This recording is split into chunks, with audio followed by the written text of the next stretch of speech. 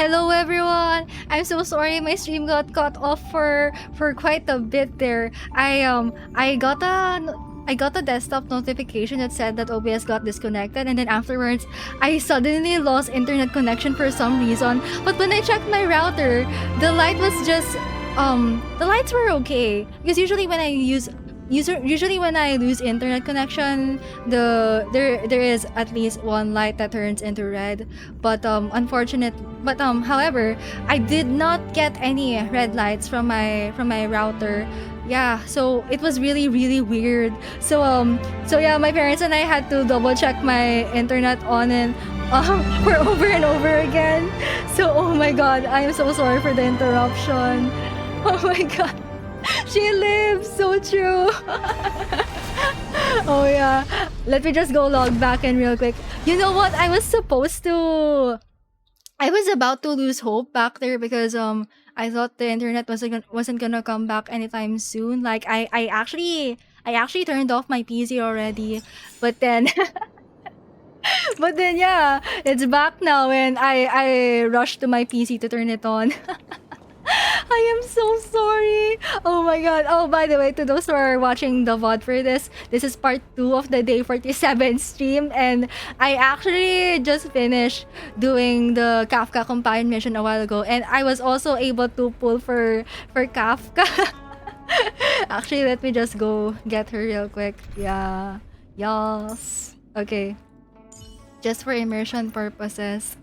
Oh my god, I'm so sorry for cutting it off so short. But yeah, supposed to be what we're gonna do was that we're gonna go read some Blade and Kafka lore, so that I just wanna check some things out.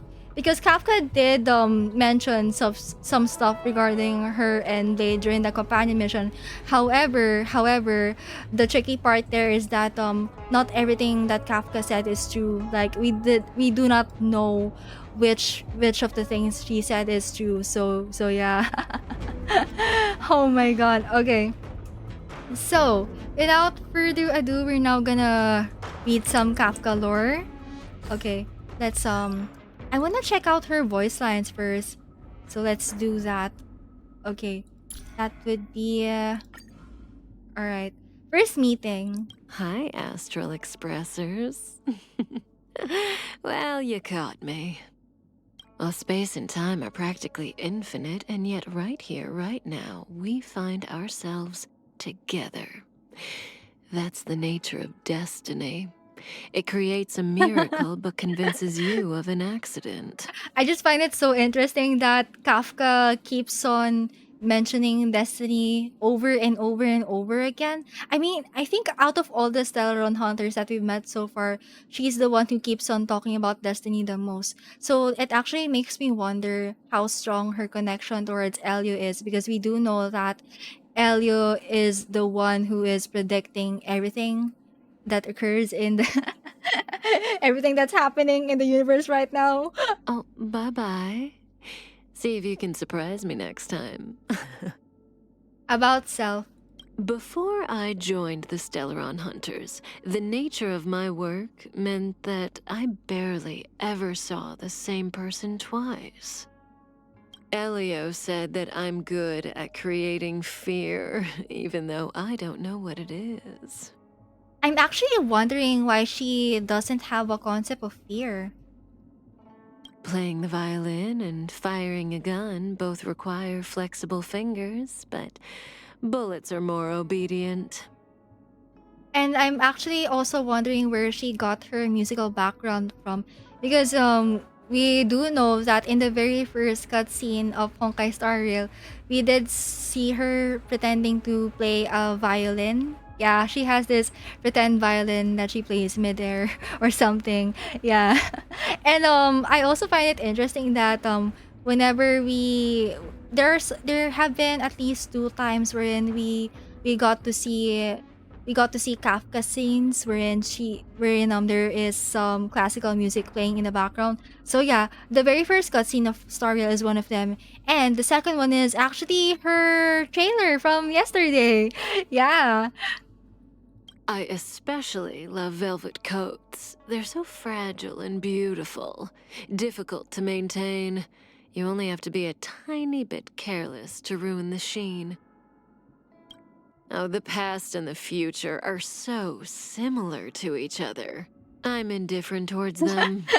I see, I see. There's a planet I go to every summer to look at the sea.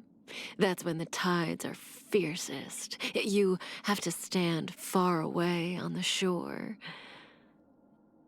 Then one year, they constructed a long observation pier. I haven't been back since. This is actually a really strange choice for a summer vacation right here. That's when the tides are fiercest. You have to stand far away on the shore. Like, who on earth would go to the beach in such a rough weather? Oh my god. My homeworld is one of many planets changed by a Stellaron. Mmm. Oh, it's a shame I never got to witness how far it fell at the time. Interesting. I like chatting with Silverwolf. She's got a lot of ideas for someone so small. Bladey? He takes after his name. His fights are a pleasure to witness. I'm actually wondering whether or not her home planet was mentioned here, so I'm gonna... let's see. Let me check out the character stories real quick. Okay. Alright, character details. On the... oh my god, there's a typo error. On the International Peace Corporation's wanted list, Kafka's record only shows her name and a note about her interest in collecting codes. Little is known about the Stellaron Hunter aside from her being one of Destiny's slave, Elio's most trusted members. In order to achieve Elio's envisioned future, Kafka gets to work. Then we're gonna go to part 1. Oh! Okay, this is a wanted order by the International Peace Corporation. Kafka, female human, hails from New Babylon of Tureges 5? Okay, so this is her home planet. Core member of the Stellaron Hunters, the next in command of Destiny's slave. Responsible for the following infractions. The Pierpoint incursion. 2 counts. The Pierpoint heist. The Chovis disappearance. The Stellaron events of Gemors by Jana, Chila 39C, Ulmora 7 Midville, Lore 51, and Joa. Cyber attacks against Spearpoint, 4 counts. Cyber attacks against Planet Screwloom. Cyber attacks against the space station. The Japella Rebellion. Suspected to be related to the following infractions. The Stellaron events of Siklala, Inopace, Onji 7, Zukov, Lidovia, Ilili, Atuin, Buhayama, wanted level, highest, dead or alive. This kind of feels like that one wiki meme wherein there's this character that just has a lot of crimes listed in their bio or something. Yeah, there was a meme like that going around. Anyways, character story part 2. Lawful wanted order revoked. Due to the investigation's needs, the suspect's basic information is published as follows. Suspect Kafka, wanted serial number. This is so long.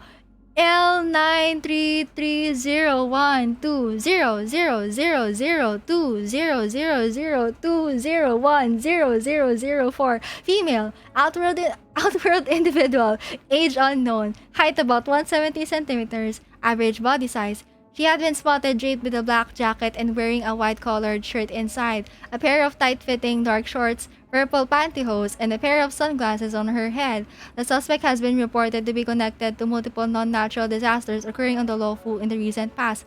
She is currently at large and is now publicly wanted on the Lofu.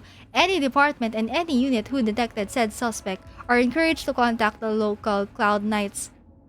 At the same time, we encourage the suspect to turn herself in and to not take any chances. Lawful wanted order revoked. Yeah.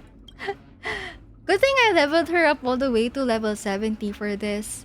Okay, part 3. This woman's name is Kafka, a new hunter without any information on file, and belongs to no particular organization. She has an ability called Spirit Whisper that allows her to hypnotically manipulate others through language. Recently, she has appeared in Riverland, New Babylon. She was seen communicating with its overchief I almost read it as child there and absconded with him in witness of 143 people. She then made an appearance at a clothing store and stole a black jacket, 2 white shirts, and a red dress with 6 witnesses. After that, she was seen by 28 people at an old music record store where she purchased nothing. Before she emerged at the Riverland Guard Station to claim her rewards, she was spotted at the Central Park with 2,695 citizens present. We want Kafka's head, as her lethal crimes cannot go unpunished. Wanted order by the Turuges 5 Devils. Damn, even in her own planet, she's wanted. Oh my god. Okay then. I actually haven't unlocked character story part 4 yet because I think I need to reach level 80 for this. Maybe later I can go take a look at the wiki. So yeah, that's it for the Kafka lore right there. That's what we have right now. Okay, we're now gonna move on to the Blade lore this time. And okay, let me see. Wait a minute. Wait, where is the information profile? Wait a minute. Hello? Wait, what? Why is the information button gone? Huh? Hello? Is it bugging on my end or something? Wait a minute. Okay. Blade, why are you refusing to show me your lore, huh? What do you have to hide, huh? Okay, let me see if I can access him from here. It should be, okay, destruction. What the heck? Huh? What the heck? Huh? Yo, I have Blade! Hello? Huh? What the heck? What the heck? Hello, why is my game not showing my Blade? Okay, actually, let me go switch to another team just so we can see. Okay, please show me my Blade. Come on. What on earth? How is he not index? What the heck? Hello, I was supposed to read your lore, sir. Wait. Okay, alright, let's try this again. Okay, character profile. Why is he not index? What the heck? Huh? Actually, let me go log out real quick. Because the game is bugging for Blade for some reason. Like, what? Hello? I lost my internet connection and then suddenly the Blade lore is gone. What the hell? Oh my god. Okay. Let's log in again. What are you keeping from us, Hoyoverse? Okay, I know, I think I read Blade's lore previously, but out of all days, it had to go away just now. Huh? Terminus, the Eon that moves forward, backward, and presides over the path of... Wait, oh my god, I didn't catch that. Actually, I'm gonna check if there's a loading screen description for the Eon of Finality. I think that was the first time I saw that. Oh my god, my hunch is getting clearer and clearer. Maybe wait. Hello? Why? Huh? Why is there no information button for... What the hell? Wait. Because all of my other characters have the information button. My game is bugging my Blade. What on earth is going on? What on earth? Hello? Actually, wait. Can I check my profile just to see if Blade is there? So Blade is right here. He's here in my profile. What is going on? I'm not really sure if this is intentional or something. What on earth? Hello? Are they purposely gatekeeping the Blade lore on purpose or something? Oh my god. Actually, now that I think about it, since we're having this very weird technical difficulty, towards Blade, oh my god, of all characters. You might have to read the wiki then. But before that, I kind of wanna read some LIGHTCONE stuff and as well as some relic stuff that's related to him. So we're gonna do that. Okay, starting off with the LIGHTCONEs. This is so creepy. Why cannot I see? Why cannot? Oh my god. Okay, LIGHTCONEs. I'm gonna start with this one. Alright. So I think out of all of the LIGHTCONEs that we've gotten so far, this is one of the LIGHTCONEs that caught my eye the most because, oh my god, that Danhang versus Blade scene right there is so Anyways. Okay. Alright, let me go read this for you. Nowhere to run. This isn't the first time he's seen this man. This man had become his own inseparable shadow. No matter how many times he runs this man through with his spear, the man always comes back. He can neither lose to this man nor truly win. Though he wants to run away, there is nowhere to run. I see. Oh my god. Okay. And okay. I wanna wait a minute. Hold on. Why his LIGHTCONE is gone from the databank. Oh my god. What is happening? What timeline am I living in? Why doesn't Blade exist in the databank? And as well as the character profile at the moment. What is going on? What is going on? What is going on? This is so creepy. Is this a bug or something? Like, wait, unless this is just a speculation from me, but wait, chat. A while ago, during the Kafka interrogation, during the Kafka companion mission, we did get to we did get to hear Kafka mention that she's gonna be erasing she's gonna be erasing Blade's memories in relation to Danhang, Jengyuan, Jenglu. Oh shoot! What if this is intentional? Wait, I do not want to think so, but actually, okay, I can still access his LIGHTCONE here for some reason. He would come to this place every year, bringing new swords with him each time. He had seen all the owners of the swords draw their last breath. Every time he leaves, he would sorrowfully ponder, when would his own blade be brought here by someone else? Okay. My god, this is so creepy. Wait, everyone has their information button, but not Blade. Okay, I might have to ask around.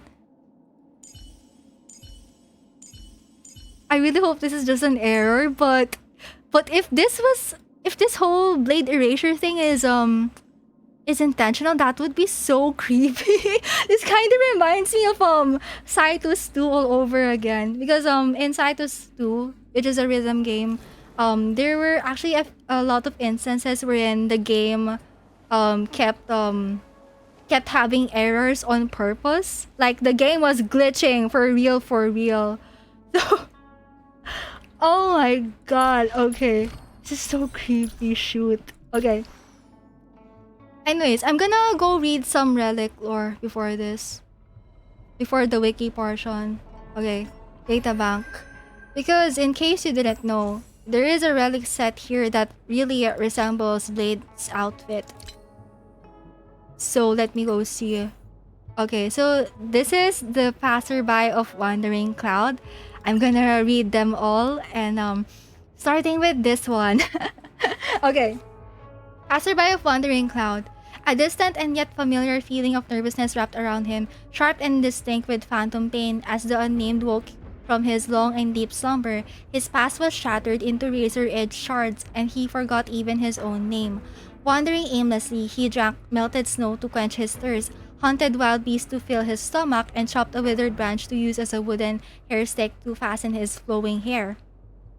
Like the incessantly flowing stream of a mountain spring, his long black hair never ceased growing.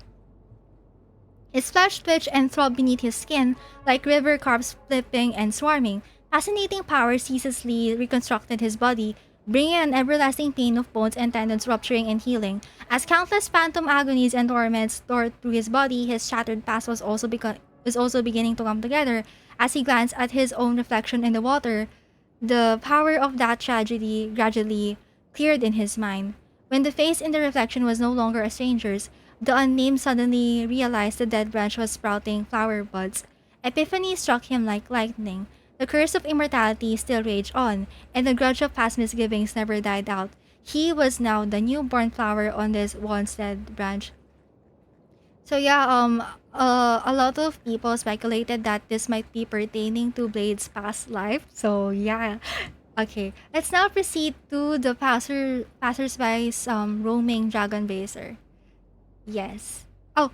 Oh, Shalaya, maybe check the announcement thing if there's mention of Blade glitch. Yeah, let me go check that real quick. Okay, Honkai story. Let's see if there are some updates. Okay, so far there aren't any in the Twitter page. There aren't any Blade glitch announcements yet. Maybe I should check the event page later. Okay. Alright, it seems that pairs of objects have telepathic connections with each other. Though the unnamed only had one bracer in his possession, his fingertips could still faintly feel the temperature from the other. He closed his eyes, trying his best to extract any information about the other bracer from the tenuous connection, be it its location or master. A slender yet strong hand once wore the other bracer. That owner, whose sharp spear glinted with a cold light and flourished like shooting stars, once sparred with the unnamed. That owner also once shared company and drinks with the unnamed, the two of them simply gazing at the moon with no words exchanged. However, in the end, it was also this person who stubbornly adhered to their plans with the unnamed, turned the beloved into a monstrosity, and pushed all into an abyss of eternal hatred and remorse. Pairs of objects are destined for an eventual reunion. The long years of grudges and hatred between them would be savored like ice-cold aged liquor, one slow sip after another until the bottle of resentment is finally empty. Would the wearer of the other bracer feel the same? The unnamed didn't want to know. So yeah, oh, okay, so, oh my god. This is so good. So yeah, this might be, this might highly imply Danfeng and Blade's previous life. So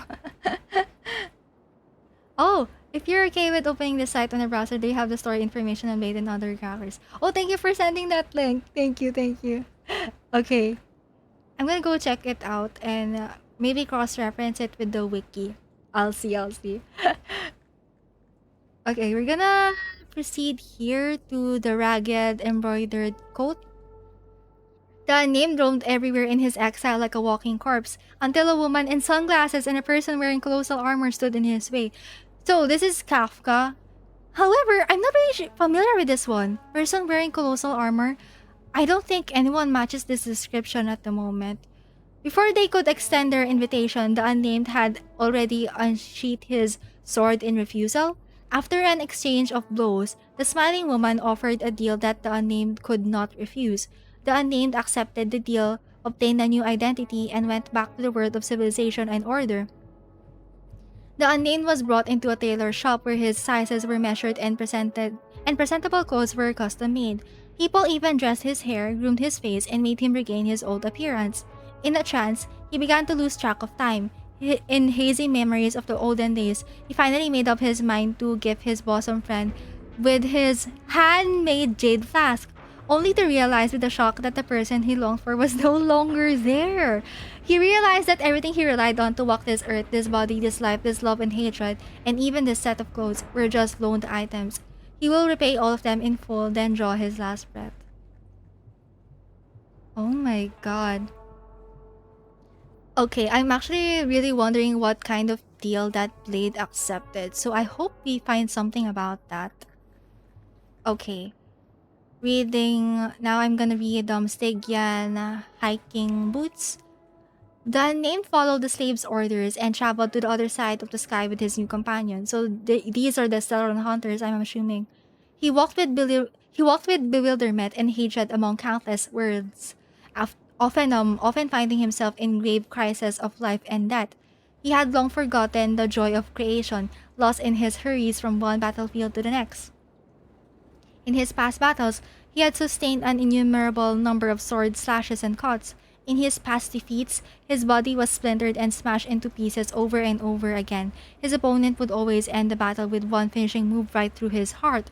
And now all those masterly sword moves that had induced his numerous scars were forever imprinted in his memory, and his martial prowess was refined in countless lethal encounters. The unnamed wielded his sword and slashed his way through obstacles for his allies. Wherever he fell, he rose right up, over and over again. He seemed to have let go of all his hatred and his dedication to the sword dance. The slave promised to bring an eternal end and a final.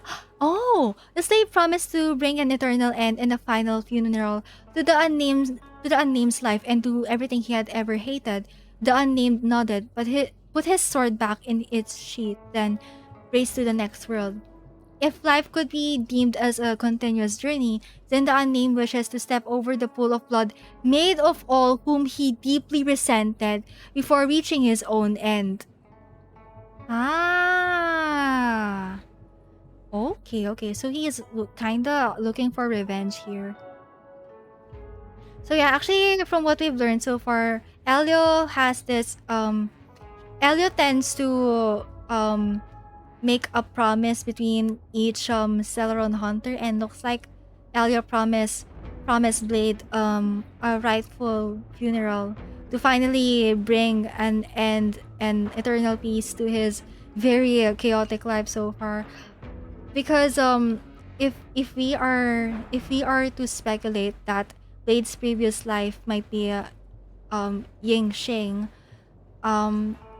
it was mentioned in one of the Scale Gorge Waterscape echoes that Yingxing is actually a short life species.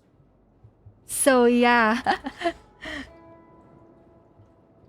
So he was actually he might be made into an immortal against his will or something.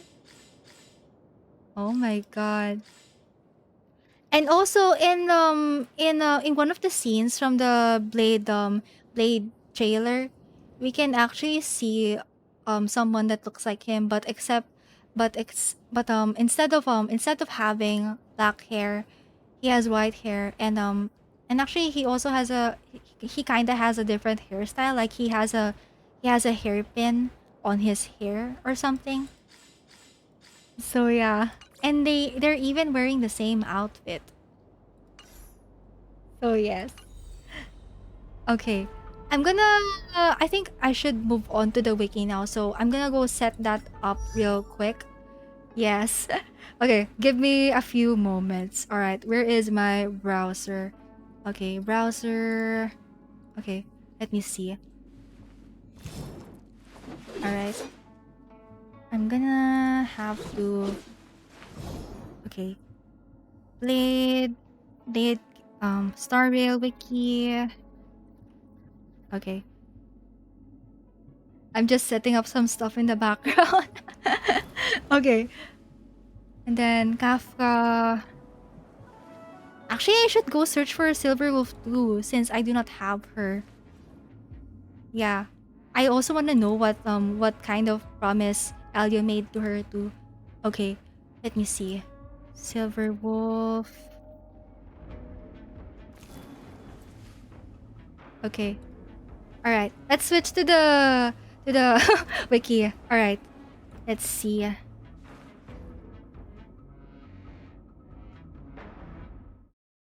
Okay. All right. Let me go get the tab real quick. Okay, where is it? Windows. There we go. Let's go. Okay.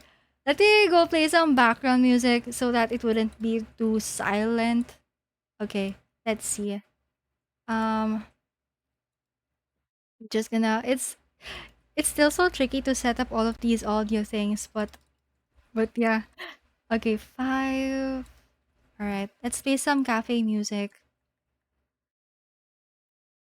All right, wait. Where is my cafe music? Okay, there we go. There we go. Yay! Here we go with the cafe music. I wanna have a chill vibe, you know. Alright, okay. So, without further ado, I'm gonna go read all of the Stellaron Hunter lore right now in the wiki. Yes. Okay. Alright, starting off with Blade right here. Okay. Let's see. Gosh. Okay, character details. A swordsman who abandoned his body to become a blade. Birth name unknown. He pledges loyalty to Destiny's slave and possesses a terrifying self-healing ability. Blade wields an ancient sword riddled with cracks, just like his body and his mind. Very poetic. Okay. Character story part 1. The only thing he could sense was a splotch of crimson in his sight and the taste of iron in his mouth. His limbs were unresponsive. He must have died. Do you remember? He opened his mouth, lost, his voice as hoarse as a savage beast. The sound from his throat stopped abruptly as the cold, hard object penetrated his torso. Again and again, this repeated for thousands of times. How marvelous! When his muscle fibers tore open, he could hear the tiny sounds of tendons bridging and reconnecting. How marvelous! The monster in his body was being nourished, but he would let it grow into a massive beast. How marvelous! He had already lost all will to live, but his body regenerated without any consideration for his preferences. How marvelous! Before the sword pierced his body once more, he grabbed it with his bare hands and slowly stood up. Do you remember now? He met the woman's blood-red eyes, his mind still empty. He was ran through by the sword once again. Remember the feeling of death and bring it to them. Crimson resurfaced in his vision. He stared at that sword that killed him. The blade was broken in half and lying on the ground. Rise and let me kill you once more. Okay, I kinda have a feeling on who this might be. So, I do have a feeling that this line right here, I think Jing Liu said this because actually back in the Yanqing companion mission. Oh wait, no, not the Yanqing companion mission. The what was it again? The Xianzhou Doufu main story. So during that scene between Yanqing, Blade, and Danhong, so by the time Yanqing released his oath, so Yanqing released a huge sword from the sky, and after that sword fell from the sky, Blade commented something about that, like he said something along the lines of, "Did she teach you?" So I actually believe that he might be pertaining to Jing Yu there, but we do know that Yanqing got mentored by Jing Yuan and not Jing Liu. So yeah, that could probably Blade's misconception. Also, Mike Fu, welcome to the stream. You got Kafka? Nice. Congrats on your pool. Okay. We're now gonna move on to part 2 of Blade's lore right here. Okay. I hope the music isn't too loud, by the way. Okay. Let me see. Okay. I think the music is okay. Alright. Anyway, let's proceed. The only thing he could sense was a splotch of crimson in his sight and the taste of iron in his mouth. His limbs were unresponsive. He must have died. The black-haired young man shivered violently all over, but still clutched into the spear in his hands. He had no dragon horns, and his reaction was slightly less mature than he remembered. But he would never forget this spear, these eyes, and how cruelty burst out from beneath the mirror-like emerald calmness. His wounds began to heal, his irises flickered and fixed their gaze at the boy once more. Without hesitation, the boy made another flourish with the spear. That's it. The one who showed no mercy to enemies was you. The one who single-handedly buried the beloved was you. The one who almost led the place called home to its destruction was also you. He fell down again. The teen pressed his hand against his own wounds and retreated until he was no longer in the man's sight. Before I witness your death in person, we will meet again. And then the name right here is blurred. How convenient. So yeah, actually, we did get a cutscene wherein Danhang um Danhang attack Blade with a spear. Yeah, we did have that. And actually, even in Blade's trailer, we also saw that by the time Danhang struck his spear into Blade, Blade was able to get that spear away from his body. So yeah. This man is unkillable. Oh my god. And actually, as far as I remember, Danhang also warned the Astral Express about this too. Okay. Anyways, let's now move on to character story part 3. The only thing he could sense was a splotch of crimson in his sight and... Wait, did I read this already? Oh, I didn't yet. Okay. The only thing he could sense was a splotch of crimson in his sight and the taste of iron in his mouth. His limbs were unresponsive. He must have died.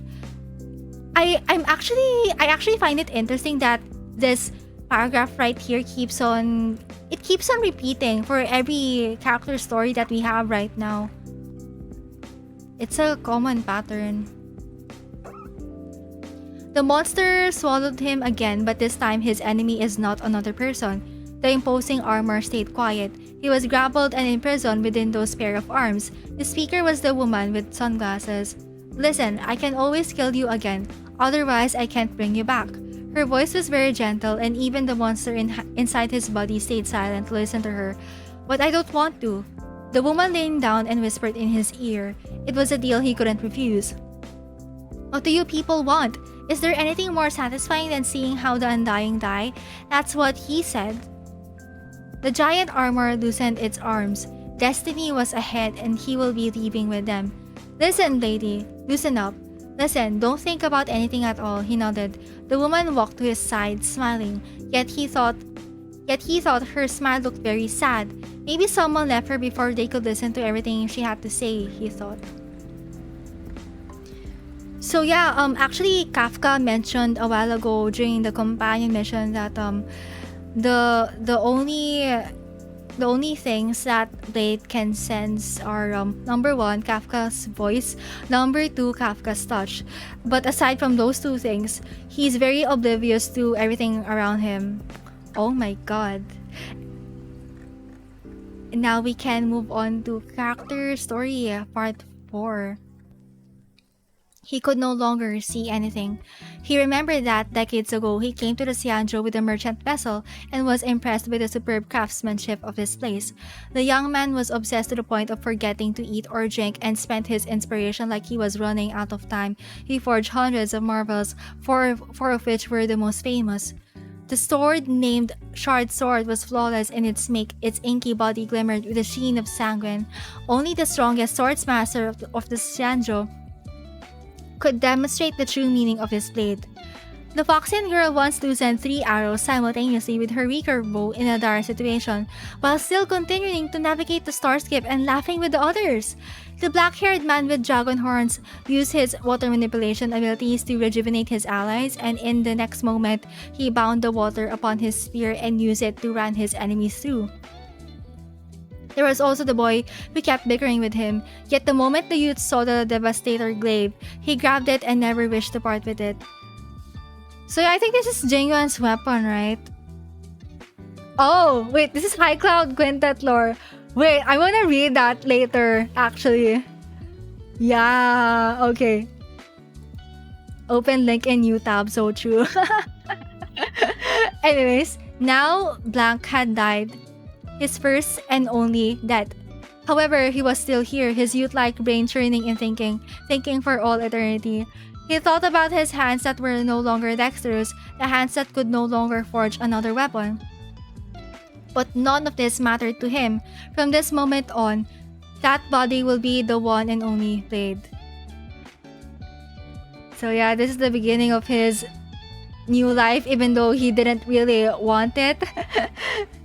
Okay, now that my curiosity is piqued, let me go read some High Cloud Quintet lore. Okay, I do think that we have to unlock this in one of the adventure missions, right? So let me see. Wait. I think it would be best if I access this from the Trailblaze. Oh, the adventure mission. Wait, what was that called again? I think it's called Todd Riordan something. Todd Riordan. This one. Todd Riordan's academic research. This is a spoiler alert, by the way. I know that I'm gonna get spoiled here, but I do not really mind. I just want to see the write-up about the High Cloud Quintet. Okay, just to double check. Oh, wait, miss. Oh wait, this is just a dialogue. Wait.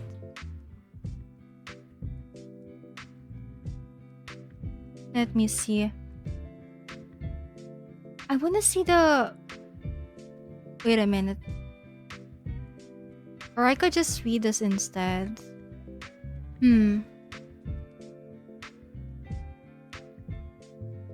Okay, let me see. I'm gonna have to read this wiki entry first. Credits to the Star Rail wiki writers. Okay, the High Cloud Quintet was made up of 5 members from different Xianzhou ships. Jingyu from the Xianzhou Sangcheng, Jingyuan original ship unknown, Dan Feng from the Xianzhou Luofu, an unnamed female Foxian pilot original ship unknown, Yingxing, a short-lived species member who came to the Xianzhou on a merchant vessel and stayed to study their craftsmanship. Using what he had learned from his time with the Xianzhou, Yingxing forged 4 powerful weapons that came to be used by the other members of the High Cloud Quintet. In their heyday, the High Cloud Quintet were not only close friends but also the heroes of the Xianzhou. Jingyu recruited the other 4, with Jingyuan implied to be the last to join to save the Xianzhou Yuchue from an assault by the denizens of Abundance. There was a failed assault on the Yuchue in year 5749 star calendar, led by Shuhu, an Abundance emanator. But whether this was the same one that the High Cloud Quintet defeated is unclear. Other feats that the quintet accomplished in their short span included defeating the Borsin at Thalassa, destroying the alliance between the... How do I read this?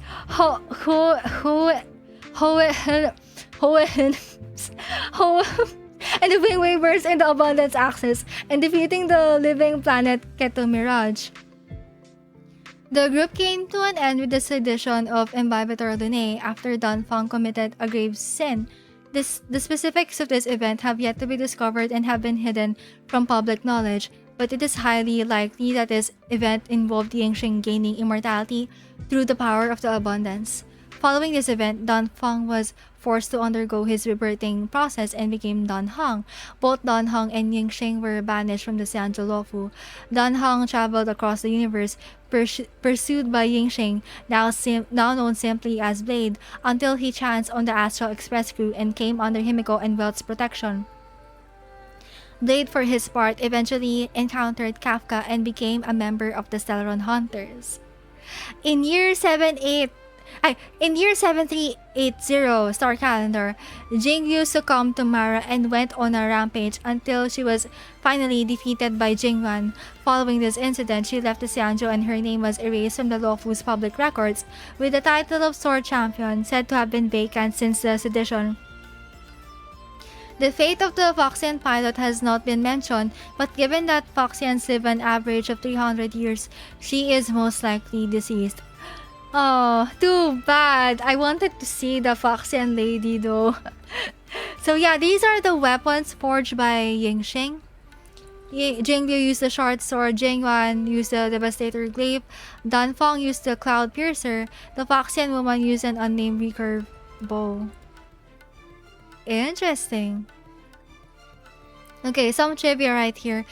Blade's catchphrase of 5 people, 3 must pay the price appears to reference the High Cloud Quintet's respective involvements in the sedition of Imbibitor Lunae. Blade excludes Jingyuan from the 3, but also says he was most aware of the price, whereas Dan Feng's current reincarnation, is one of Blade's targets for his sin during the sedition. Jinglu is suggested to be one of the 3. Blade holds a vendetta against her after she repeatedly killed him, while Jinglu is currently pursuing him for her own reasons. Yeah, actually, in the Yanqing Companion mission, Jingyu was hunting down Blade to The third person to pay the price is likely Blade himself, as he talks about our retribution and our debt in relation to Dan Hong. Interesting. I really cannot wait for Imbibe Eternity to be finally released so that we can see his side of the story. And actually here we have I believe we're gonna unlock this in the Todd Riordan's adventure mission. So I think this is the logo that we're gonna get. So yeah, this one, yeah, this resembles Jingliu quite a lot. And then yeah, of course this is Jingyuan. And then Danfang right here with all the long hair and the and the two horns. Okay, this is yeah, Yingxing. Oh my god, what is the name of this Foxian lady over here? I wanna see her. Okay. Wait a minute. I kinda wanna double check Blade's voiceovers for a bit. Okay. Okay. There we go. So I wanna read this voice lines right here. About Kafka, the Mara's teether is firmly in her grasp. She will not pull upon it before the designated time, but nor shall she relinquish it. Yeah, that reminds me, back in the main story, Kafka was actually the one who instructed Blade to unleash the Mara at times. About Silverwolf, within that world she calls a game, she will never give up nor yield to death. About Jingyuan, he always understood the price better than any of us, yet he never spoke up, never did anything. Ooh. About Danhong, Imbibe Eternity, when will our retribution come? How can our debt be repaid? About Jingyu, as she brandished her sword, phantom pain surged through every part of my body, all because of her. Ooh, oh my god. I wonder how many times Jingyu had to kill him. Oh my god. They really have some beef over here. Okay. I'm gonna take a look at Kafka's last character story because I wasn't able to unlock that quite. Okay, let me see. Oh, wait a minute. Okay, so for now, the Honkai Storyal wiki only shows part 1 of her okay, so looks like the wiki writers are still editing this. Okay. That's okay, that's okay. Okay. We're gonna move on to Silverwolf then.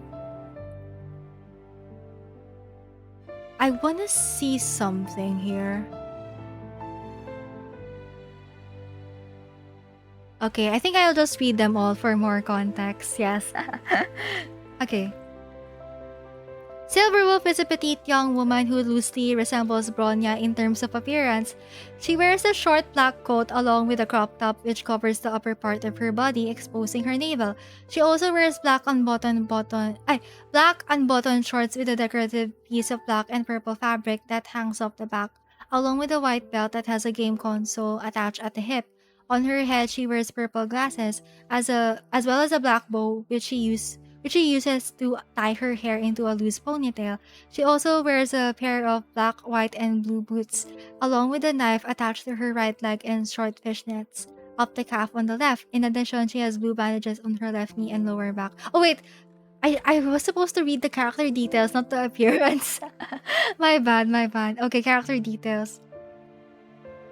The universe is just another game to this super hacker. No matter how thorny the defense system, Silverwolf can crack it with ease. Her hacking battle with Screwloom of the Genius Society has become stuff of legends in the hacking world. How many more levels are there to beat in the universe? Silverwolf looks forward to finding out. Character Story Part 1. She toyed with the joystick day in, day out. A fast food restaurant with only one employee, a basement turned into an arcade hall, several old arcade machines. This was her childhood. She didn't have a legal name or an identity number, only a nickname the proprietress chose for her. She did not have any friends, but she is not lonely. She liked the game of Pong, 2 lines and a dot of light, the simplest of ball games. She could play it for a whole day. She liked Battle Wheel 32, 8 blocks of different colors and a matrix drawn sky. This sounds like Tetris for some reason. There was only one rule: win no matter what. She liked Geometric Wars, Odysseus, and Star Cheetah. The score records on these games were filled with astronomical numbers left by other patrons. She toyed with the joystick day in, day out, until one day only one name remained on all of the score records. She set down the joystick and looked around the empty basement. Many people have sought respite in this space, but few stayed behind.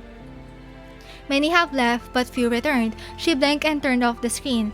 That night, the only employee of the fast food restaurant said goodbye to proprietress and became the next person to leave. The game called Basement ended that night. Okay, moving on to part 2. She traveled west through the barren land, arriving at Mount Scrap. She wants to find a job but was obstructed by her tendency to be a loner. On Punk Lord, almost everyone works in teams. Loners usually don't last long. Oh. Acquiescing to her situation, she fabricated some virtual partners. Her first one was called Friend, of course it was. Her second was Demon Lord, inspired by a poster she saw on the streets. In her imagination, it was a veteran who had lost the ability to speak. She suddenly thought this theme was too harmonious and lacked realism, so she named the third one White Collar and the fourth Servant. So these are actually the little silver wolf chibis that we saw in her character art back then. Her final one was called Preschool Classmate. There wasn't a special meaning attached to this. She just really ran out of ideas. After much deliberation, she deleted this last person from her list. She stored her partners in an intelligent weapon so she could pompously introduce her sizable team to intermediaries. Okay then. She got her first job. Its risk was as unimaginable as its reward. Maybe she sold herself too well that people believed her, or they just wanted to see this newbie's performance, dead or alive. On Punk Lord, almost everyone works in teams. Loners usually don't last long. Those who could last would eventually become legends. After 24 system hours, she walked out of the slag gang space, alone and through the front gate. The intermediary was silent. They looked at her, then at the sky before turning around to toss a chest full of gold ingots on the ground. The game called Mount Scrap ended that day. So, I find it interesting that she keeps calling locations as games. Okay, let's see here. Part 3. She stood at the top of the tallest building in the Rainbow City, from which she could see her birthplace. A fast food restaurant with only one employee, a basement turned into an arcade hall, several old arcade machines. This was her childhood. She remembered liking the game of Pong. 2 lines and a dot of light, the simplest of ball games. She could play it for a whole day. Ping pong, so true. Just like how right now the crimson lights of the horde of drones filled the night sky in crisscross line. Wave by wave they swarmed her, and wave by wave they fell. She remembered liking Battle Wheel 32, 8 blocks of different colors on the matrix drawn sky. There was only one rule, win no matter what. Just like how right now distinct colors split the internet into 8 regions, and people from all kinds of organizations gather in the square for a singular goal, to capture Silver Wolf no matter the cost. Yeah, she keeps treating the whole universe as a game. She remembered liking Geometric Wars, liking Odysseus, liking Star Cheetah. The score records on these games were filled with insurmountable astronomical numbers, just like how right now... Wait, no. Only this is somewhat different. Insurmountable? What's that? She stood at the top of the tallest building in the Rainbow City, from which she could see her birthplace. She has climbed too high for another person to stand beside her. However, she looked up even higher than before. She can see the starry skies within reach of her hands, but yet so impossibly far. So boring. The game called Rainbow City ended that day. Okay, Character Story Part 4. She stood on a chair and dusted the screen of the arcade machine in circular motions again and again, trying to wipe away each particle of dust on it. She returned to that fast food restaurant, to that basement. She opened the door, and everything was where they used to be. The proprietress kept all the arrangements for her. I wasn't actually expecting that Silverwolf's lore is gonna be so long. Yeah, the soft pink lights spilled on the screen like the neon lights in the city, reminding her of the starry skies she saw on that day. She was not the first to reach the top of that building and not the first to have gazed upon those starry expanses. She knew the story of Zero, the greatest hacker and the most terrifying player in the era of internet wars. He caused the first global network paralysis just to summon the IPC's escort ship to his doorstep. She thought of Sage, the creator of the ether editing technology, a weirdo who named himself after the dead. To leave the planet, he was willing to discard his physical flesh, raid into the dark zone, and become a wraith, eternally wandering the interastral network. Actually, that reminds me of Silverwolf's companion mission, because in her companion mission, she was actually looking for an ether cartridge within the simulated universe. She recalled Stoneblade, the pride of Mount Scrap. His tales of resisting the Oasis Zone were oft-told among families in the Barren Land. Some said he eventually left with the Galaxy Rangers, continuing his rebellious spark in the galaxy. His lover, Twin Snake. I read it as Twin Shake for some reason. My bad. Okay, Twin Snake, a celebrity in the Oasis Zone. Her whereabouts were widely disputed, and all people knew was that their birth could not stop them from being together, but the galaxy eventually parted them. On Punk Lord, any hacker who can be called legendary has ended up with the same fate. As the legend of the current era, she knew that she has already arrived at the threshold. Clop, clop, she heard footfalls coming from above her, getting closer, closer. 1, 2, 3, 4 people. A man, a woman, a metal humanoid, and she sat down, turned around, and looked around the empty basement one last time before returning to the person at the door. I'll join. The game called Punk Lord ended that day. So yeah, Punk Lord was actually her last destination before joining the Stellaron Hunters, it seems. And also, I'm really wondering if this metal humanoid is pertaining to Sam, who is also one of the Stellaron Hunters who has yet to make an appearance in game. And also, aside from Sam, we haven't really seen Elio yet. So, oh my god, please release them at some point, Hoyoverse, please. Yeah, I think that should be it for what we have so far. Actually, wait a minute. I kinda wanna take a look at one LIGHTCONE. So let me go back to the game for a bit. Okay. Alright, let me see. Databank. I just remember this certain Nihility LIGHTCONE right here. Okay, so back during version 1.1, we did get a limited time event wherein we got this LIGHTCONE as a reward. Unfortunately, I wasn't able to do this event. So yeah, sad. But that's okay. That's okay. It's a good thing that we can still see this LIGHTCONE anytime here in the data bank. Okay, so let me read this description for you. How much longer until the action starts? You have the nerve to ask a question like that. Is something wrong with the new recruit? No. Elio didn't choose her because she was good at fieldwork, but she has to at least survive this rookie assignment. She's cruising? Then I'm relieved. It seems that Lady has proved to be a reliable operative as well. So I do think that these are the text messages. These are the text messages between Blade and Kafka, because as we can see here in this LIGHTCONE, we can actually see Blade here at the back. He's wearing a disguise at the moment. Nice work with the sunglasses and the bonnet. And yeah, we can also see a tiny little Kafka speech balloon here. That is actually so cute. I actually really love how the Stellaron Hunters are actually, they kind of just like what one of the chat members have said earlier, the Stellaron Hunters look like a found family. Yes.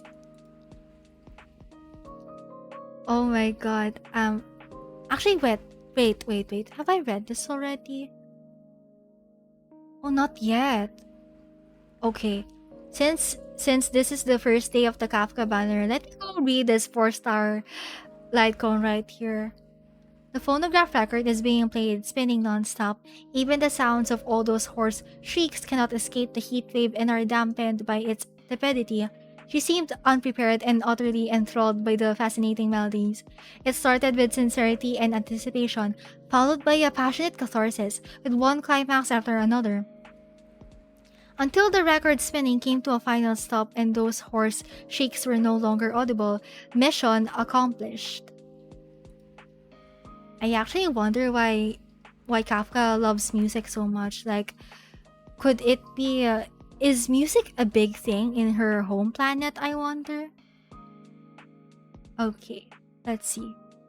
All right, so we do have this 5-star signature LIGHTCONE right here.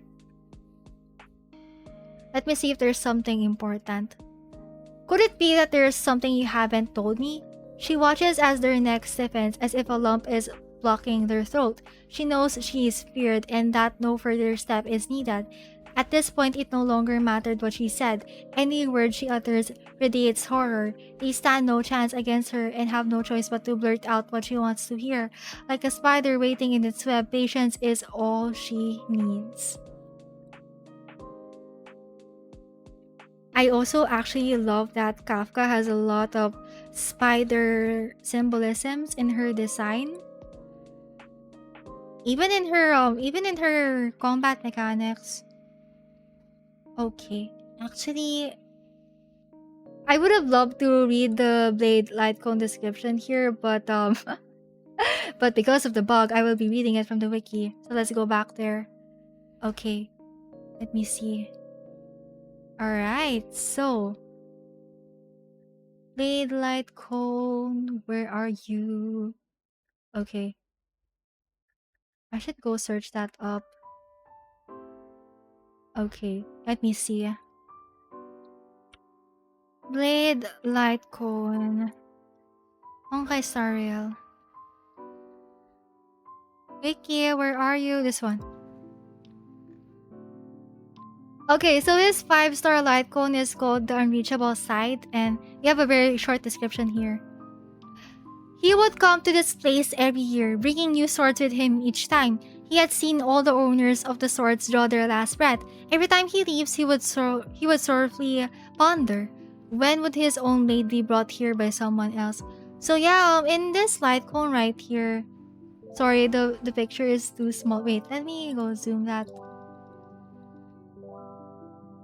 There's actually, oh my god, that's so big. Wait, oh my god. Whoopsies. Anyways, there's actually a lot of swords here. It kind of feels like a cemetery of swords for some reason. And then even in his splash art, we can see that there are also some swords here in this same sword cemetery. Yes. I actually also forgot what these flowers mean, but usually these kinds of red flowers symbolize do they symbolize life and death? I'm not really sure. I forgot. But as far as I remember, even when it comes to another character, so Hu Tao from Genshin, she also has this same flowers in her design. And we do know that in Genshin, Hu Tao is the director of the Wangshang Funeral Parlor, so she deals with the border between life and death quite often. So yes, it's also really fun to see that both Hu Tao and Blade, they both have a HP drain mechanic as well as a self-healing ability. So yeah, I think that's also one of the reasons why I like Blade's playstyle so much. Yes, I think that would be it actually. Wait, how long have I been streaming? Okay, so yeah, we did reach 1 hour at least. Yes. Gosh, I am so sorry for the internet interruption earlier. Yes. Draco, spider lily is a symbol of death. Actually, wait. Let me go see if I can search something about spider lilies or something. This will just be for science. Okay, let me see. Okay, can I Google my way out of this? Spider lily flower meaning. Spider lily flower meaning anime. Oh, okay. Let me go get a reputable site for this. Okay, let's you can get this one and then this feels like researching for school all over again. We can also get this. Yes. Yeah, we'll do 2 websites for now. Yes. Solamaya is red spider lilies, and in Japan it symbolizes death, but also final goodbyes. Plus, in Buddhist writings, it guides the death through samsara. Oh, samsara! Oh my god. That reminds me of Hoyoverse's tendency to reference samsaras in almost every Hoyoverse game out there. Because we do have, as far as I remember, we have samsaras in Genshin. And I think there are some samsaras too in Honkai Impact, as far as I know.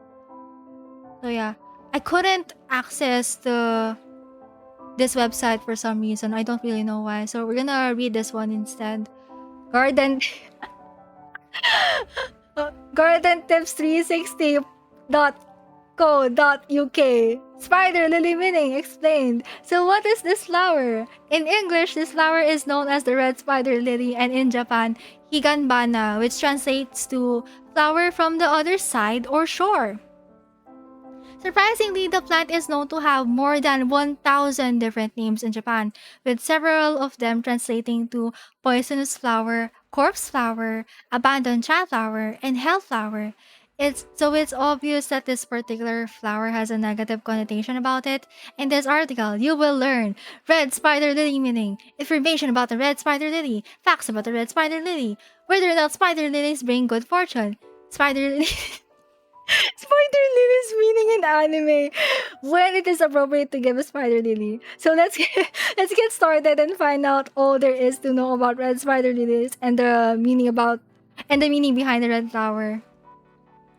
Okay, let me go drink some water real quick. I didn't expect that we're gonna dive into this, but I am looking forward to it. Okay, I will mute myself for a bit.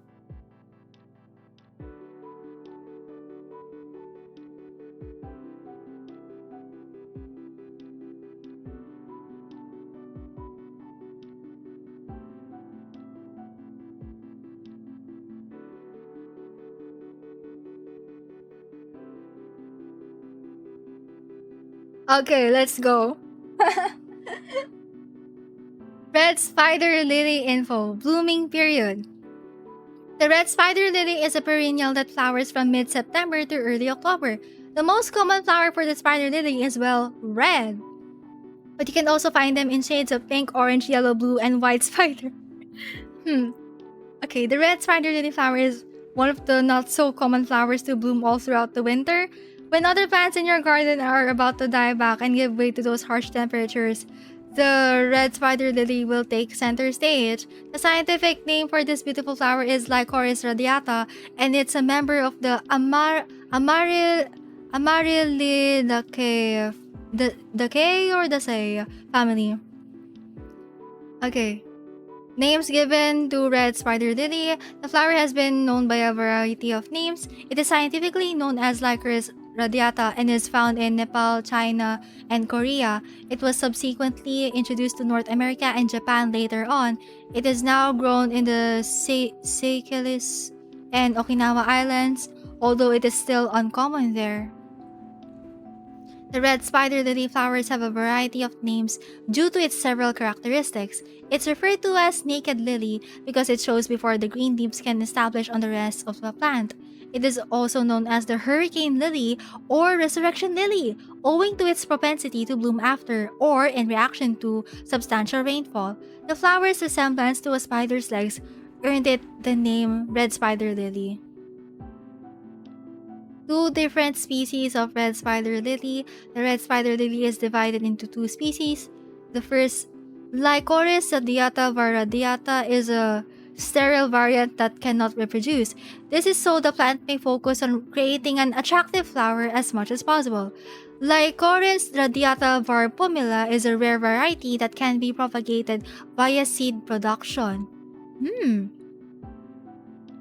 Red spider lily meaning. There are a handful of meanings for the red spider lily, so I have listed some of them below. Oh my god, the music stopped. Wait a minute. Wait a minute. Okay, there we go. The music is back. Okay.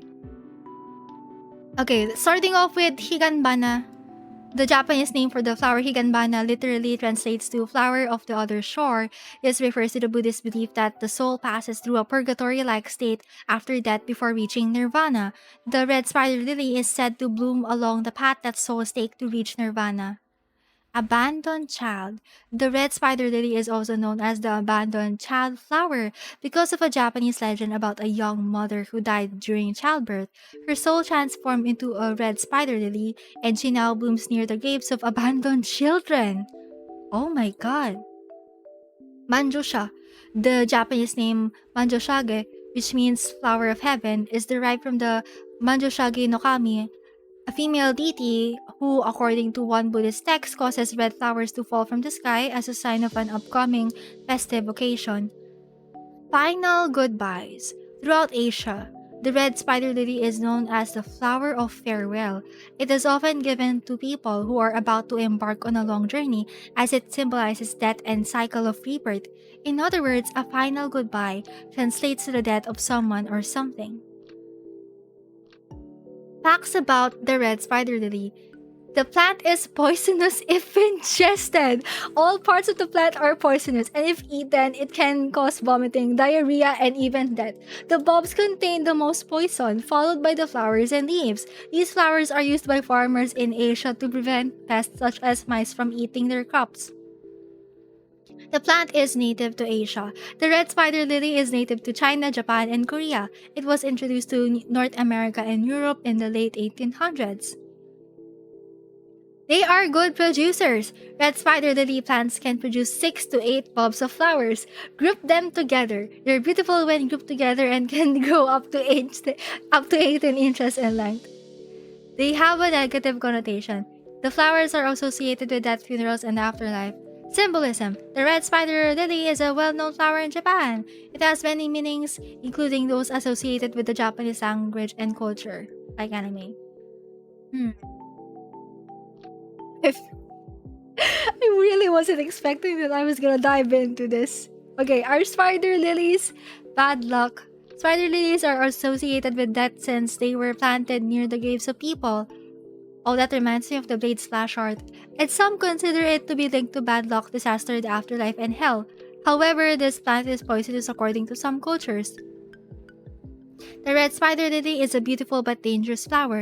It is important to be aware of the plant's poisonous properties, as well as the cultural meanings associated with it, before adding it to your garden. Why is there Pokemon here? What do red spider lilies mean in anime? The red spider lily is often used in anime as a symbol of death or the afterlife. This is because the flower is associated with funerals and graves in Japanese culture. The red spider lily was highly valued in Japan throughout the old days, owing to its effectiveness in protecting crops and burial sites, as previously stated. As time wore on, however, the flower's popularity waned and it became closely associated with death, desolation, and the separation of lovers. This is why the blossom appears so frequently in modern anime. Actually, oh my god. Appropriate times to give a red spider lily. Funerals are probably the most obvious time to give a red spider lily, but they can also be given as a gesture of farewell to someone embarking on a long journey. If we are honest, we don't recommend gifting the flower to anyone solely because of its poisonous properties. Final thoughts. So now you know that the meaning of red lily plants is deeply rooted, pun intended, in Japanese culture and tradition. The flower has a long history of being associated with death, but it is also considered to be a symbol of farewell. So yeah, we already discussed this a while ago.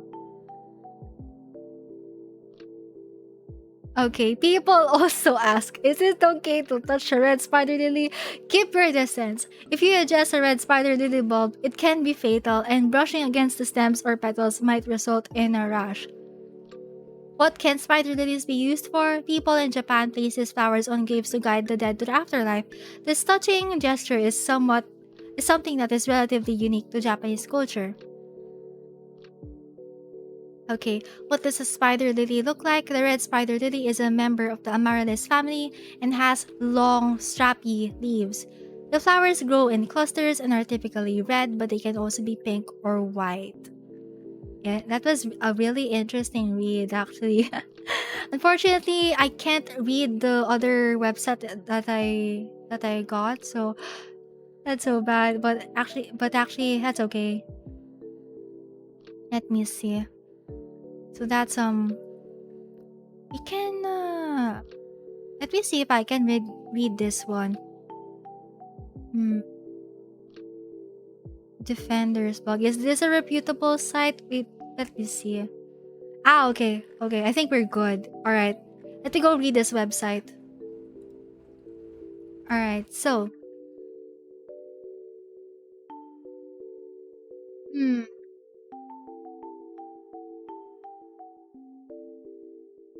This kinda has the same format as the. Wait a minute! In Tokyo Gold, the red spider lily also makes an appearance and symbolizes death in a more poignant way. This is another story where death is a constant and will inevitably happen. I actually haven't watched Tokyo Gold yet, to be honest. Yeah. I'm gonna have to ask my friends about this. Okay. And okay, for example, in the anime Demon Slayer, you will see this flower make an appearance in the credits. I also haven't watched this yet, actually. Interesting. Interesting. Oh my god. Okay. Let's see if I can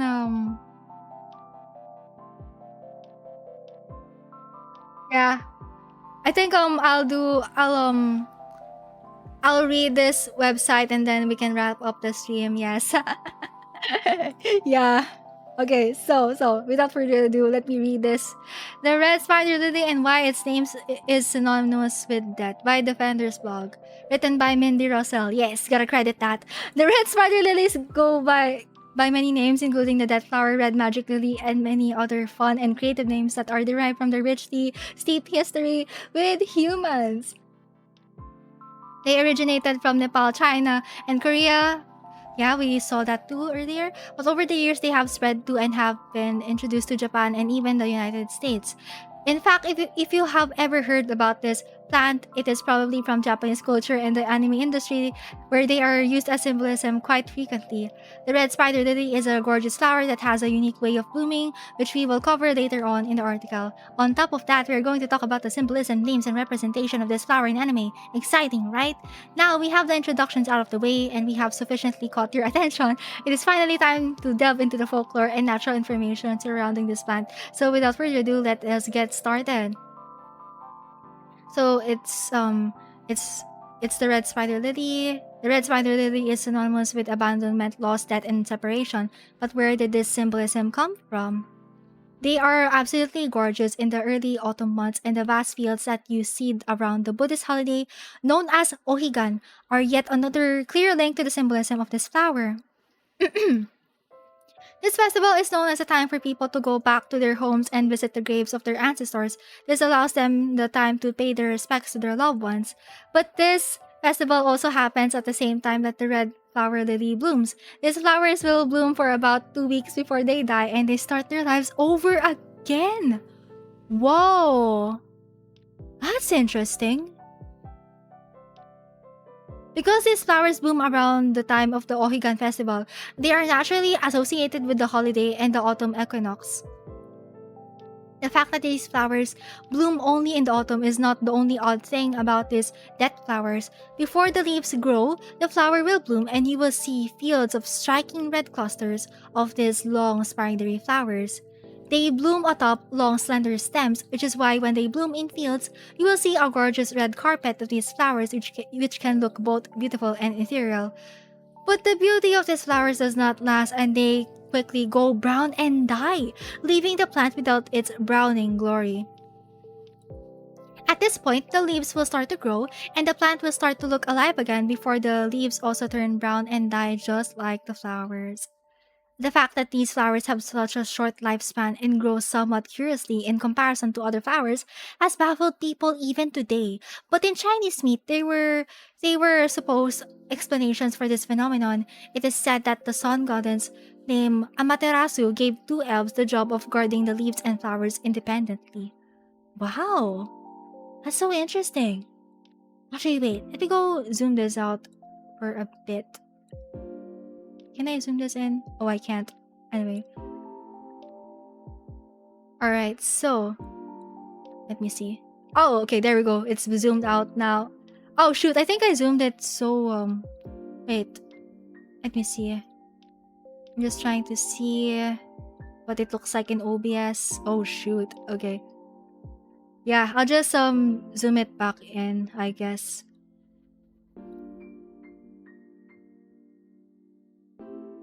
Yeah, we'll go back to the normal size. Okay, there we go. Okay, moving on. The guard named Manju, guarding the petals, and the guard named Saka guarded the leaves. Both guards knew of the other, but they were forbidden to ever meet. But as with any good story, curiosity got the better of them and they defied the sun goddess. The elvish guards met each other and fell in love, but Amaterasu was not happy with them and decided that they needed to be punished, so she cursed them to never meet again. This is why Saka's leaves will only grow after Maju's petals have died. They were cursed to live their lives over and over again, eternally separated. It is because of this story, this flow is also known as the Manju Saka, which is a Chinese name. Oh, okay. Now, things got a lot more interesting there. Oh my god. Who would have known? I'm such a sucker for these kinds of tropes. Okay, that flower has many names. Despite what you may think, the red spider lily has many names. In fact, there are over 1,000 names associated with this one flower. The majority of those names come from the lore and mythology surrounding this flower and of course its association with death.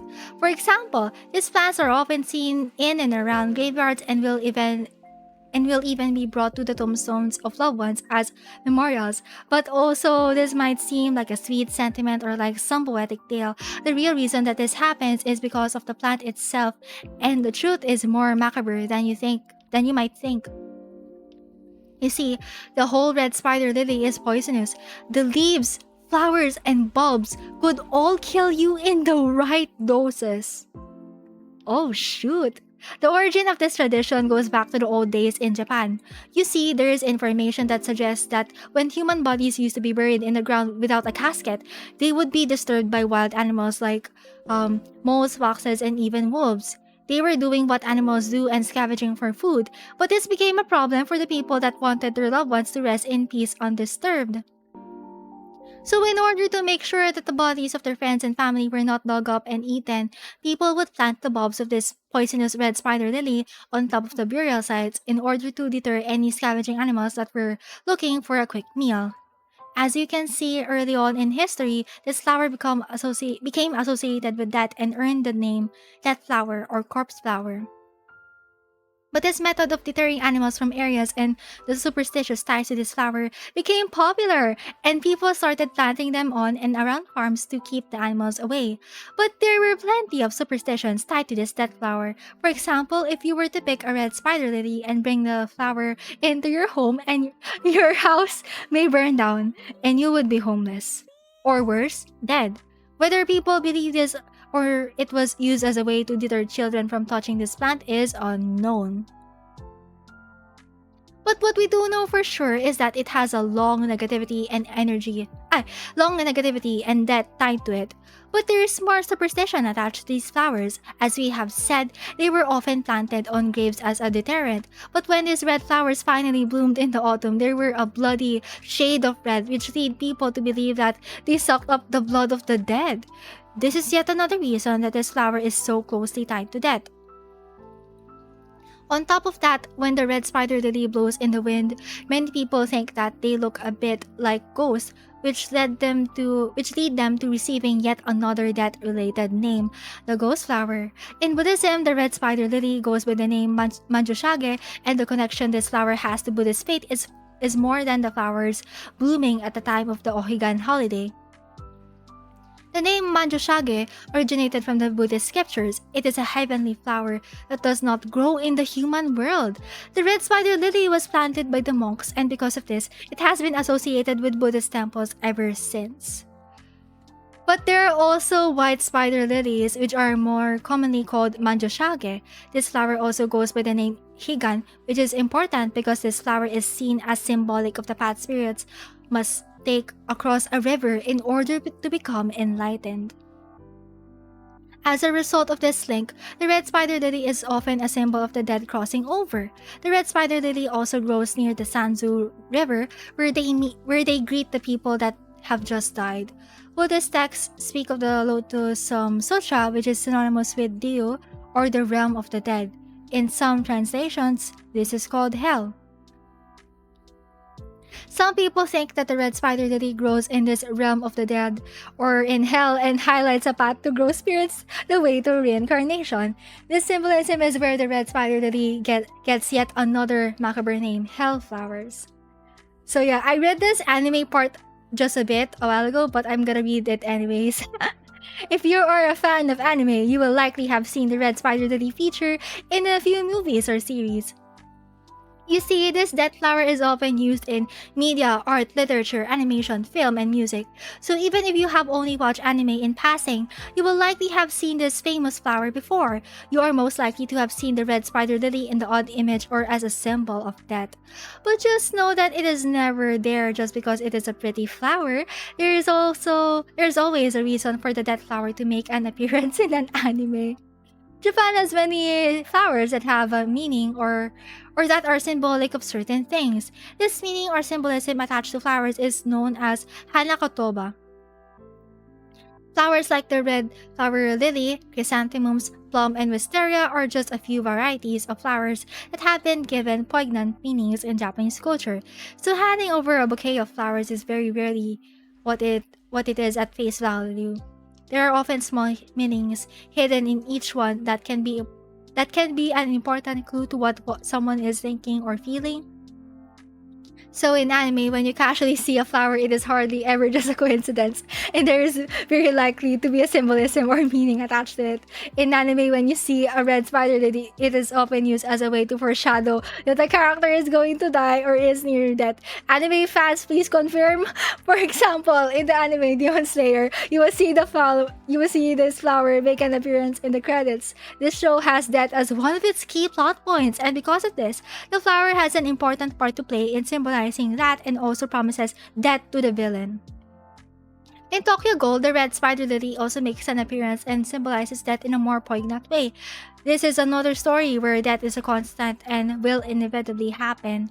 In the story itself, the main character is tortured brutally, and in one of those scenes, you will see that there is a field of white flowers transform into the red spider lily. Oh shoot. This metamorphosis is used as a way to symbolize the death of the person that he once was. In addition to these two anime, you will see the red spider lily used in an anime called Dororo. The story is about an orphan. In episode 9, you will see a lot of red spider lily symbolism used to trigger flashbacks. But instead of symbolizing death, this flower is instead used to show that the child was abandoned. You see, the red spider lily goes by yet another name, the abandoned child flower. This flower is used throughout the anime to symbolize a sense of abandonment and slow death. It really is done quite beautifully in a way that is sure to tug at your heartstrings. This is especially the case if you understand how important the symbolism of this flower is and what it tends to mean. That was such a good read, actually. So, let me go read Solomai's chat real quick. But the spider lilies are pretty apparent in Tokyo Ghoul. It's related to rebirth and changes, I think. Ooh, I see. Okay, final thoughts by the author right here. We hope that you have enjoyed this article. Yeah, it's just Yeah. Yeah, it's just a closing paragraph, I think. Yes, yes. I also agree with you, Solomai. I love flower symbolisms in media so much. They're so fun. And yeah, there have been a lot of instances wherein a lot of the important flowers in games and as well as other media, they tend to have some sort of cultural background to them. Like, for example, in here in Star Rail, we have this red spider lily, and also as far as I remember, even in Bellobog, the flower shop also gave us a book about the flower symbolisms there. So yeah, it's not just a coincidence. There is a deep meaning behind all of these flowers. Yes, yes. All right, that ends the very unexpected lore dive for the Stellaron Hunters. Oh my god, I had so much fun. Even though the internet connection got cut off a while ago in the middle of this entire stream day, I am still so glad that we were able to get Kafka. Yeah, so true. Okay, let me just go show her again real quick. So I would really like to congratulate all of the Kafka havers out there. Congrats on getting Kafka. And to those who are still pulling for Kafka, I also wish you good luck on your post. May the Gacho gods bless you with the Kafka. And yeah, also congrats to everyone who got the 4-star characters that they want, especially when it comes to Luca, the latest 4-star Nihility character. Yeah, I do think that this Kafka banner release will bring a lot of new stuff to the table, especially when it comes to exploring different team comps. And yeah, I really cannot wait to see what the DOT teams have in store in the future. And oh my god, I cannot believe that I can finally take pictures of Kafka in peace. Because just as a quick trivia, the Kafka background, the Kafka BRB screenshot that I have on stream for my story streams, it's actually one of the very first screenshots that I took of in Kafka back in the beginning of the Honkai story. So it actually makes me happy that she's finally in my account here. I think it was meant to be. Yes, yes. Oh, by the way, Chelonia, actually I'm expecting more flower-related stuff in Honkai since we keep receiving flower tokens from characters, Locha, Clara, Sanctus, Medicus, Pain. Oh yeah, you're right about that. I haven't seen the Clara flower yet, but I did get to see that in in one of our friends' chats, yes. And yeah, actually, speaking of the Locha flower, so we did get this paper rose in his companion mission. And aside from that, okay, this one too, the golden badge from the Sanctus Medicus. Yeah, actually, Hoyoverse has this tendency to put a lot of significant flowers in their games. So, for example, in Genshin, there just to name a few important flowers out there, we do have the Intevat flower, which is a white flower, and it's also the national flower of a fallen nation called Conria. So yeah, that is one. That is one. We also have the Cecilia flower. It's also another white flower, and it actually, as far as I know, it only have I forgot how many petals it has. But yeah, it's also, the Cecilia flower is also very prominent in some aspects, especially when it comes to the region that it came from, which is Mondstadt, the land of freedom. Yes. And yeah, those are just two examples. There's also just a lot of significant flowers out there in in Genshin.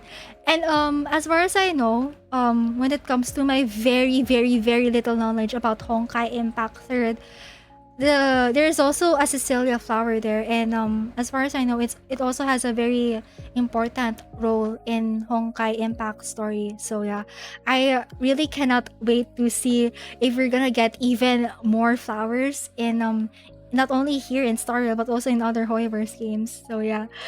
In conclusion, watch out for all of the flowers, all of the important flowers out there. Yes, yes, yes. Okay, I think that would be it for this stream. Thank you so much for coming. And yeah, before I go, let me show you my schedule real quick. I actually already showed my schedule a while ago before the internet got cut off, but let me just show it again. Okay, so our last stream for the week will be later tonight. On August 10, Thursday at 10 p.m. GMT plus 8. I'm really hoping that I would not have any internet interruptions this time. And yeah, we're gonna be continuing the next part of the Genshin lore PowerPoint stream that I'm currently working on, and it's about the the aspects of Hydro, not only as a gameplay element but also as a form of foreshadowing towards the latest region's narrative themes. So yeah, we know that Fontaine is gonna come out really soon. I think it should be next week. Yeah, it should be next week, I think. So yeah, that is gonna be our topic for our lore PowerPoint stream. And I already talked about the mirror symbolisms that Hydro and as well as the rest of Genshin's mirror stuff. Yeah, I already talked about that yesterday. However, we're gonna be moving on to the illusion part of the PowerPoint discussion.